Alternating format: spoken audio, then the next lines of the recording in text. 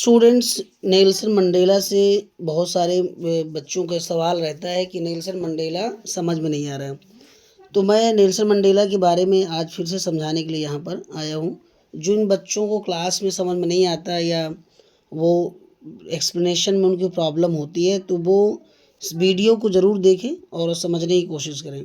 इसमें कोई ज़्यादा खास नहीं है। पहले मैं हिंदी में बता देता हूँ आपको कि नेल्सन मंडेला दक्षिण अफ्रीका के एक पहले श्वेत क्रांतिकारी थे। उन्होंने राजनीतिक और परोपकार की व्यक्ति थे। उन्होंने दूसरों की भलाई के लिए बहुत काम किया।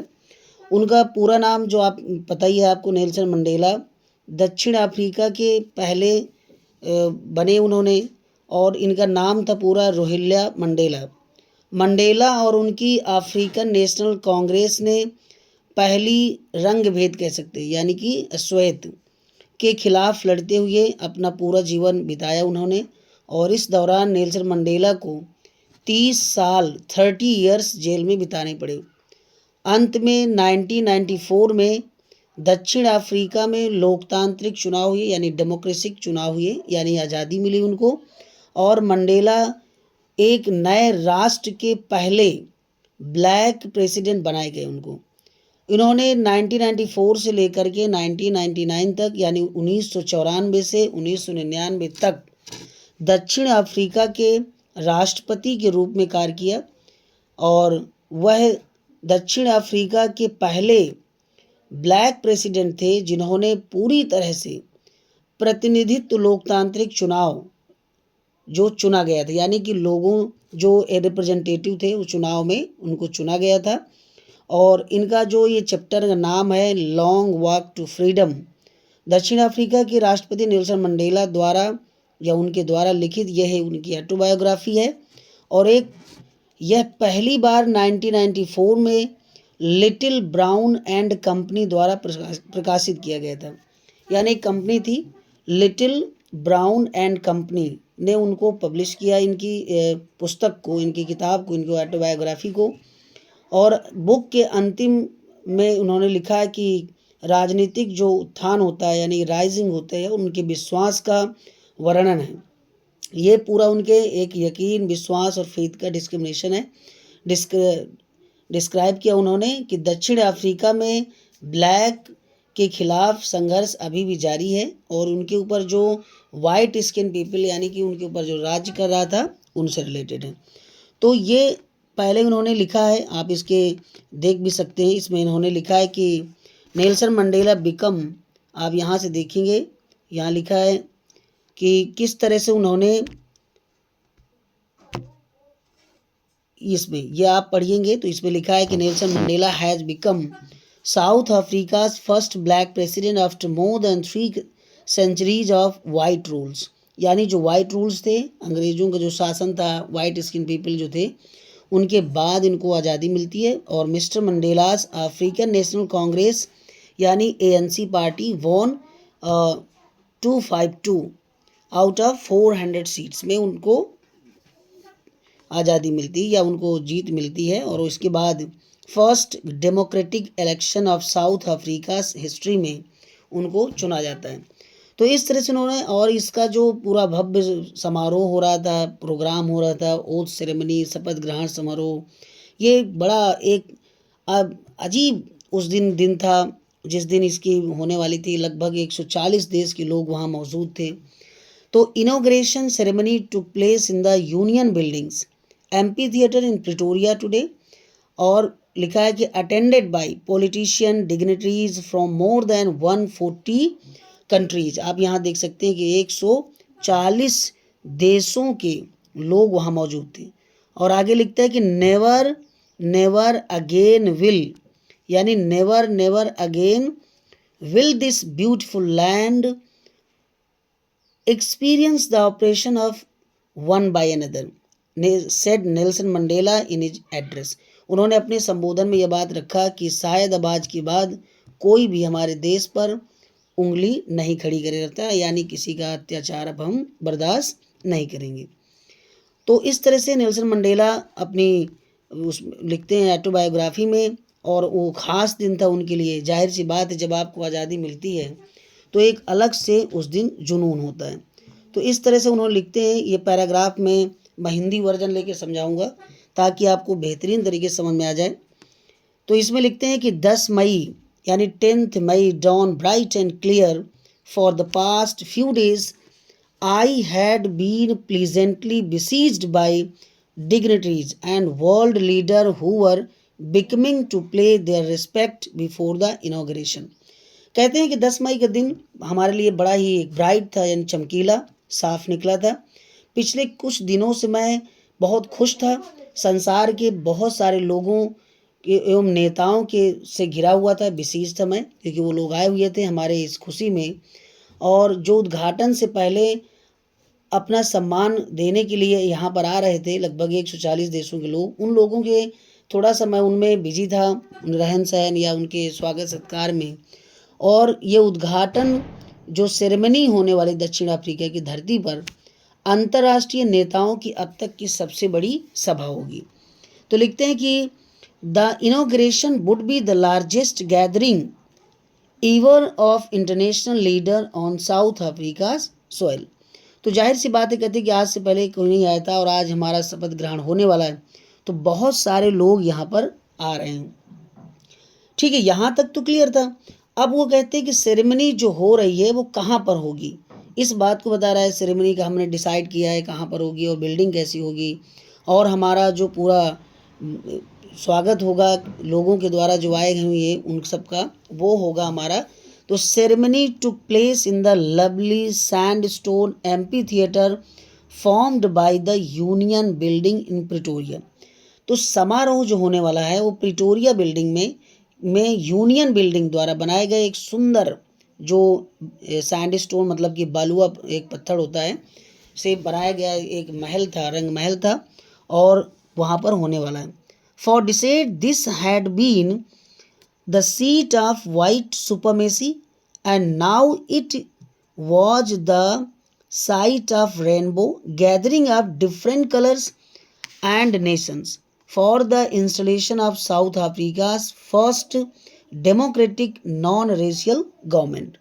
तो देखिए उन्होंने लिखा है कि दशकों से, आज से नहीं कई दशकों से, यानी कि जो वाइट स्किन का बहुत बड़ा वर्चस्व था, डोमिनेंट था हमारी जगह पर, हमारे स्थान पर, और अब ये दक्षिण अफ्रीका की पहली लोकतांत्रिक डेमोक्रेसी है जो अब वाइट का सुपरमेसी नहीं चलेगा, यानी कि ये ब्लैक पीपल जो वहाँ के खुद के निवासी हैं वहाँ पर उनकी अब खुद की सरकार बन गई, स्थापना कर रहे हैं उनकी। और उन्होंने कहा कि विभिन्न रंगों और राष्ट्रों की, यानी इंद्रधनुष का जो सभा स्थल था अर्थात कलर चेंज होगा और हमारी अब खुद की सरकार बनेगी, और जाहिर सी बात है कि उनकी बनी भी थी। तो इस तरह से उन्होंने बताया कि नॉन रेशियल गवर्नमेंट, यानी अब हमारी नॉन रेशियल गवर्नमेंट बन गई है, और इसलिए हम अब जो है सब लोग मिल करके इसका जश्न मना रहे हैं। ठीक है, तो आगे वो लिखते हैं कि on that lovely autumn day I was accompanied by my daughter Janani on the podium. Mr. D. Clerk was first sworn in as a second deputy president. Then Thabo Mbeki was sworn in the first deputy president when it was my turn। तो कहते हैं कि ऐसा नहीं है, उस दिन पतझड़ ऋतु का दिन था, ऑटम डे था। मैं अपनी बेटी जनानी के साथ प्लेटफॉर्म पर यानी मंच पर, पोडियम पर पहुंचा। मुझसे पहले मिस्टर डी क्लर्क को सबसे पहले सेकेंड उपराष्ट्रपति के रूप में शपथ दिलाई गई, तब फिर ताबो मबेकी को प्रथम उपराष्ट्रपति के रूप में शपथ दिलाई गई, और जब मेरी बारी आती है तो मैंने संविधान का पालन करने तथा उस पर अडिग रहने, यानी कि मैं उस पर डिटर्मिनेशन से खड़ा रहूँगा, और अपने गणतंत्र तथा उसके लोगों की भलाई के लिए स्वयं को समर्पित करने की शपथ ली। एकत्रित मेहमानों को और देखने वालों को मैंने कहा। तो यहाँ पर देखिए, मैंने हिंदी वर्जन में जानबूझ के बता देता हूँ कि यहाँ पर यहाँ लिखा है यहाँ पर कि deputy president when it my turn I place to obey and uphold the constitution and to devote myself to the well being of republic and its people to the assembled guest and the watching world. तब मैंने उनसे कहा, I said today all of us do Our presence here confer glory and hope to newborn liberty out of the experience an extraordinary human disaster that lasted too long must be born on society of which all humanity will be proud. अब इसमें कोई कहने की बात नहीं है कि आज हम सब यहाँ अपनी उपस्थिति से हमारे यहाँ न्यू लिबर्टी का जो जन्म हुआ है वो हमें गौरव करती है, आशा प्रदान करते हैं। बहुत लंबे समय तक हमने जो ये बहुत लंबे समय तक ये विशेष जारी रहा, जो मानवीय आपदाओं यानी जो हमारे ऊपर बहुत सारी विपदाएं थी, उनके अनुभव के बाद एक ऐसे समाज का जन्म होना आवश्यक है जिस पर पूरी मानवता ह्यूमैनिटी को आज हम पर गर्व होगी, which all humanity will be proud. आगे लिखते हैं कि we who were outlaws not so long ago have today been given the rare privilege to be host of the nation of the world on our own soil. We thank all of distinguished international guests for having come to take possession with the people of our country of what is after all common victory. कहता है कि ये हमारी नहीं, ये सबकी victory है और victory for justice, for piece and human dignity. तो कहते हैं कि हम जो इतने लंबे समय तक दुनिया से कटे रहे, हमें कोई जानता नहीं था, आज हमें संसार के अनेक राष्ट्रों ने हमारी स्वयं की धरती पर मेज़बानी करने के लिए, अर्थात 140 देश के लोग हमें यहाँ पर आए। अभी तक हमें कोई जानता नहीं था और मेज़बानी करने का जो हमें ये अवसर मिला, बहुत ही दुर्लभ अवसर मिला। हम अपने सभी प्रतिष्ठित अंतर्राष्ट्रीय मेहमानों को अपने देश के लोगों के साथ आने के लिए धन्यवाद देते हैं, जो आखिरकार न्याय के लिए, शांति के लिए, मानवीय गरिमा के लिए एक समान जीत है। वो मेरी नहीं, हम सब की एक after all common victory of justice, peace for human dignity. अब यहाँ पर बताते हैं कि we have at last achieved, अंत में बताते हैं कि आखिरकार हमने अपनी राजनीतिक जो सिलसिला था हमने अचीव कर लिया, पॉलिटिकल इमेंसिपेशन जो मुक्ति थी हासिल कर ली और बड़ा खुश होते हैं उस समय। जाहिर सी बात है कि नेल्सन मंडेला के उनका एक कंट्रीब्यूट था और उन्होंने इतने साल जेल में रहने के बाद भी अपनी डिटर्मिनेशन को कम नहीं होने दिया। तो यहाँ पर वो लिखते हैं, यहाँ से देखेंगे, लिखें कि we have at last achieve our political emancipation, we pledge ourselves to liberate all our people from the continuing bondage of poverty, deprivation, suffering, gender and other discrimination। और कहते हैं कि हमने या हम अपने सभी लोगों को गरीबी, अभाव, पीड़ा, लिंग और अन्य भेदभाव के निरंतर बंधन से मुक्ति करने का जो हमने स्वयं को संकल्प लेते हैं कि आइंदा हमारे देश के अंदर ये जो चीज़ें हैं, डिस्क्रिमिनेशन है और गरीबी है, सफरिंग है, बहुत सारे लोग कष्ट से हैं, जेंडर, ये सब भेदभाव हम इसको ख़त्म कर देंगे, अर्थात ये हमारे अंदर नहीं रहेगा।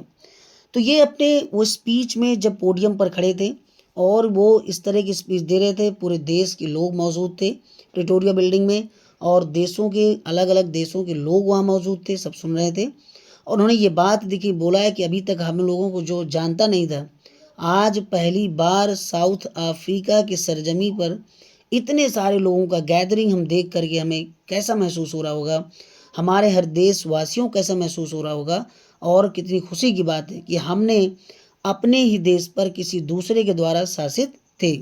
जैसे इंडिया था, साउथ अफ्रीका भी वैसे ही था। इंडिया में भी बहुत सालों तक शासन किया गया और अंत में किसी कंट्रीब्यूशन, बहुत सारे लोगों के योगदान से हमारा देश आज़ाद हुआ था। अब वो लास्ट में जब तोड़ते हैं तो लिखते हैं कि never never and never again shall it be that this beautiful land will again experience the operations of one by another. और कहते हैं शायद कभी नहीं और फिर कभी नहीं होगा कि यह खूबसूरत भूमि फिर से एक दूसरे किसी का शिकार बनेगी या अनुभव करेगी, ऐसा अब कभी होने वाला नहीं है। और लिखते हैं कि इस इतनी शानदार मानवीय उपलब्धि पर सूरज हमारा कभी अस्त नहीं होगा। beautiful land will again experience the operation of the one by another. The sun shall never set on so glorious a human achievement. और लास्ट में बोलते हैं let freedom reign, God bless Africa. और लिखते हैं कि आज़ादी को शासन करने दीजिए, भगवान अफ्रीका को आशीर्वाद दें। कितनी गजब की बात रही होगी और कितना बेहतरीन लग रहा होगा। यहाँ पर एक क्वेश्चन दिया है कि where did ceremony take place. तो अभी आपने ऊपर पढ़ा है कि जो सेरेमनी थी प्रिटोरिया बिल्डिंग एम्पी थिएटर पर हो रही थी। Can you name any public building in India. तो भारत में भी बनी है, आप बताइएगा कि भारत में कौन सी हैं। और can you say how 10th May is an autumn day in South Africa. South Africa में ऑटम डे मतलब उनका अब कोई शासन नहीं रहा, अस्तित्व नहीं रहा। जिस तरह पेड़ों के पत्ते गिर जाते हैं और पत्ता गिरने के बाद पेड़ एक वीरान सा लगने लगता है, तो अर्थात जो अब उनका शासन चला जाने के बाद साउथ अफ्रीका बिल्कुल नए पत्तों से निकलेगा, अर्थात नई लिबर्टी का जन्म होगा। वो जो पुराना सिस्टम था, पुराने जो पत्ते थे पेड़ में ऑटम डे से पहले, वो सारे के सारे सब खत्म हो गए, चला गया। अब new liberty like new leaves, जैसे नई नई पत्तियां निकलती हैं और नया एक जन्म होता है, वैसे ही साउथ अफ्रीका में भी एक नया इतिहास बना है। ये क्वेश्चन है यहाँ पर और लिखा है at the beginning of the speech Mandela mention N extraordinary human disaster. Extraordinary का मतलब कि हमारे ही ऊपर, हमारी ही ज़मीन पर कितना ज़्यादा हमें सताया गया, यातना की गई, हमारी आज़ादी छीनी गई और हम वो नहीं कर सकते थे जो हम चाहते थे। और completely we can say that we are a slab. तो व्हाट डज ही मीन, इसका मतलब क्या है। ठीक है, तो आपने ऊपर पढ़ा है आपने, ग्लोरियस मतलब शानदार है, ह्यूमन अचीवमेंट हमने अचीव कर लिया है, स्पीक ऑफ द एंड उल्लास में बोलता है और शायद अब कभी हमारे ऊपर कोई अत्याचार नहीं होगा। हमारी जो मंशा थी, हमारा अचीवमेंट था, हमारा गोल था लिबर्टी को पाना, वो हमने पा लिया। What does Mandela thank. अब इसमें क्या है कि जब बाहरी देशों के लोग वहाँ पर आए हैं, हमारे देश के लोग आए हैं, इंटरनेशनल लीडर आए हैं, तो हम उन्हें किस तरह से थैंक्स करते हैं, उन्हें धन्यवाद देते हैं कि आप अपनी उपस्थिति हमारे यहाँ लेके आएँ और इसके लिए हमारा देश आपका आभारी है। और इसी वजह से सारे देशों के लोग हमें जानने भी लगेंगे और हमारा भी डेवलपमेंट शुरू हो जाएगा। What idea does he set out for the future of south Africa. उन्होंने कहा था कि फ्यूचर में क्या है हमारे लिए, तो फ्यूचर जितने सारे जेम्स हैं, हमारे पास रिसोर्सेस हैं, वो हमारे उससे ज़्यादा बेहतर रिसोर्सेस हमारे यहाँ के लोग हैं। ठीक है, तो एक पैराग्राफ और लेते हैं, फिर इसमें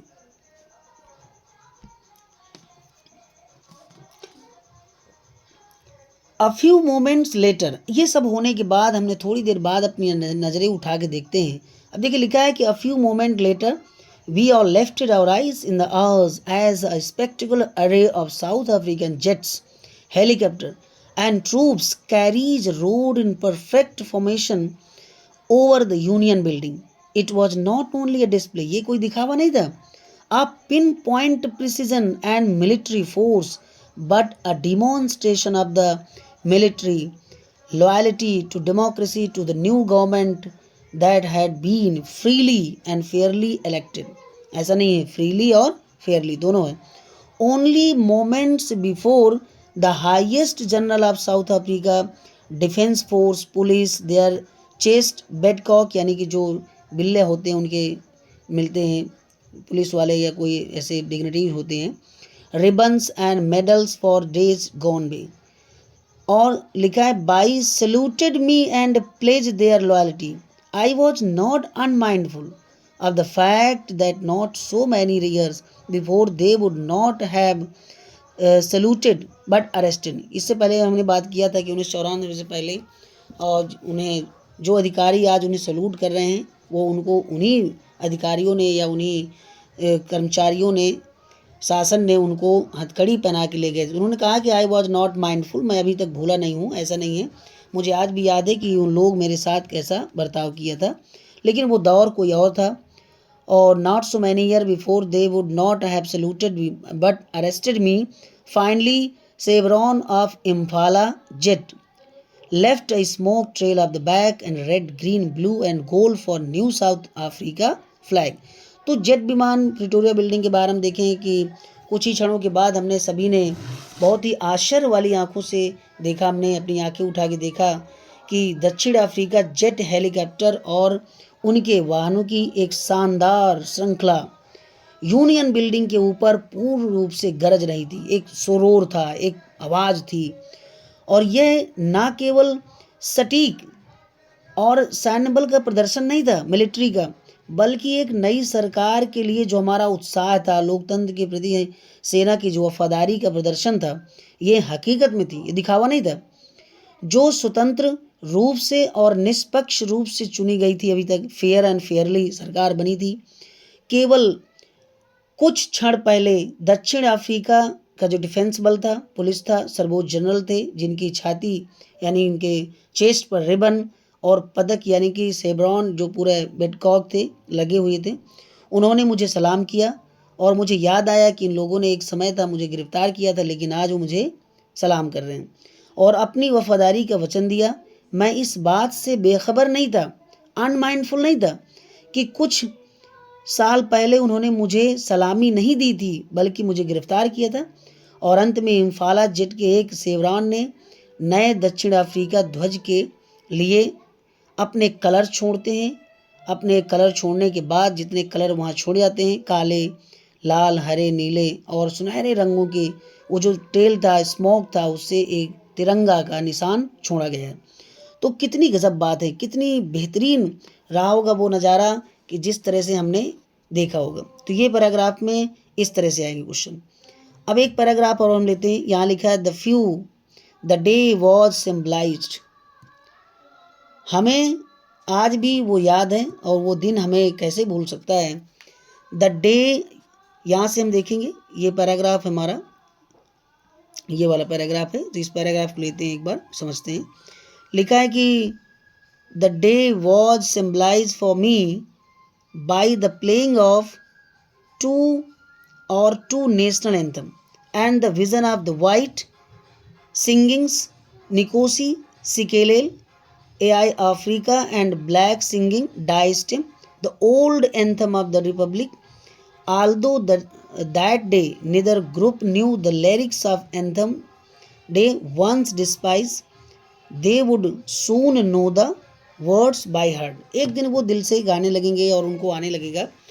तो कहते हैं कि हमारे दो राष्ट्रीय गीतों के गायन द्वारा ये दिन मेरे लिए एक प्रतीक बन गया था, सिम्बलाइज था, जिस दिन ब्लैक और वाइट दोनों थे और निकोसी सिकेल अफ्रीका और जो ब्लैक पीपल थे उन लोगों का गणतंत्र का पुराना जो राष्ट्रगान था, ठीक है, और डाई स्टेम गा रहे थे। यद्यपि उस दिन दिनों में से कोई भी दल यानी कोई भी लोग राष्ट्रीय गान का सही लय यानी कि रिदम नहीं जानता था, जिससे वे दोनों नफरत करते थे, लेकिन वे शीघ्र ही इसके शब्दों को दिल से याद कर लेंगे और वो गाने लगेंगे। अर्थात जिस दिन बना था उस दिन किसी को ये नॉलेज नहीं था कैसे गाना है, रिदम क्या है, लय क्या है। और republic although the day neither group knew the lyrics of anthem the day once despite they would soon know the word by head. तो एक ना एक दिन आ जाएगा, अभी ये नया है तो अभी थोड़ा गाने में अजीब लग रहा है। यहाँ लिखा है on the day of inauguration, ये यहाँ से हम लेते हैं, ठीक है, ऑन डे से लेकर के ये पैराग्राफ लेते हैं। On the day of the inauguration I was overwhelmed. Overwhelm मतलब होता है बहुत ज़्यादा खुश होना। With the sense of history in the first decade the 20th century, the few years after the bitter Anglo-Boer war हुआ था and before my own birth। तो कहते हैं कि अब यहाँ पर आपने देखा कि उद्घाटन वाले दिन मैं इतिहास की भावना से बहुत ज़्यादा ओत-प्रोत था। On the day inauguration I was overwhelmed, ओत-प्रोत बहुत खुश था क्योंकि इतिहास में पहली बार हुआ था।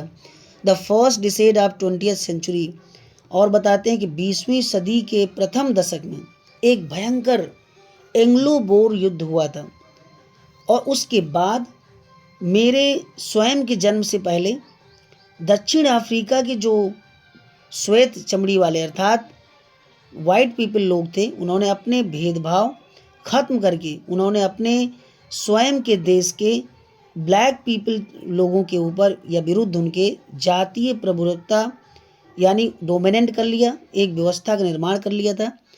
और एंग्लो बोर युद्ध की घटना है, ठीक है। तो इसमें लिखा है the first decade of 20th century few years later, यानी कि एंग्लो बिटर युद्ध होने के बाद, बिफोर माई ओन में मेरे जन्म से पहले, द वाइट स्किन जो पीपल थे South Africa patch up their difference and erect the system of racial domination against the dark skin people of their own land.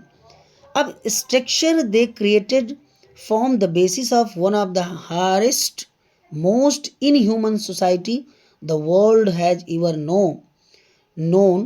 Now in the last decade of 20th century and my own age, लिखते हैं and decide as a man that system had been overturned forever and placed by।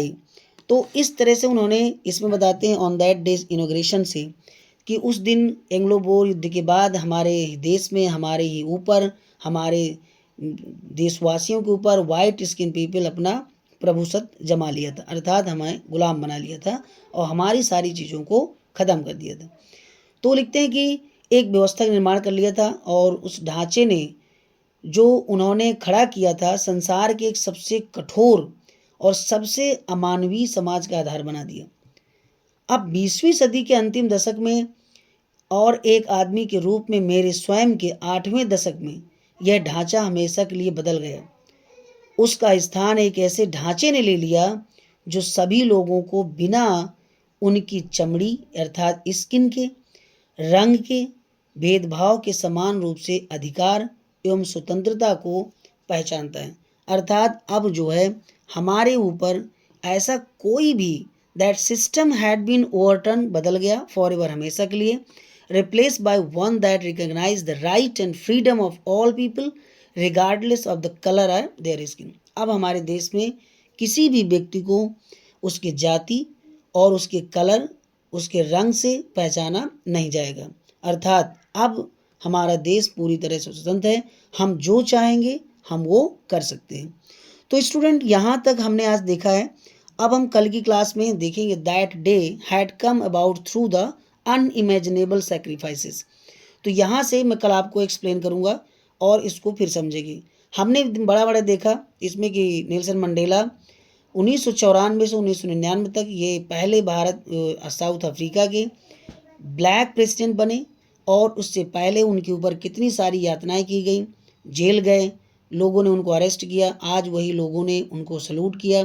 Pretoria building हमने देखा, amphi theatre देखा और 140 country के लोग देखा। 252 seats इन्होंने जीता और 400 सीट्स में। तो ये इतनी सारी चीज़ें थी। कहाँ पर इनका इनॉग्रेशन हुआ, सेरेमनी कहाँ पर हुई और जनानी कौन थी और उन्होंने अपने स्पीच में किस किस बातों को शामिल किया है। और उन्होंने कहा है कि अब कभी हमारे देश के ऊपर कोई दूसरा अत्याचार नहीं कर पाएगा। आगे की क्लास में हम कल देखेंगे कि जिसको नफ़रत सिखाई जाती है उसको प्यार भी किस तरह से आता है। तो हम लोग इसके बारे में कल देखेंगे। तो आज के लिए बस इतना ही। इसको सुनिए और जहाँ पर आपको प्रॉब्लम रही एनसीईआरटी के सहारा लो, पढ़िए, मीनिंग फाइंड करिए और समझिए। Thanks a lot, have a nice day.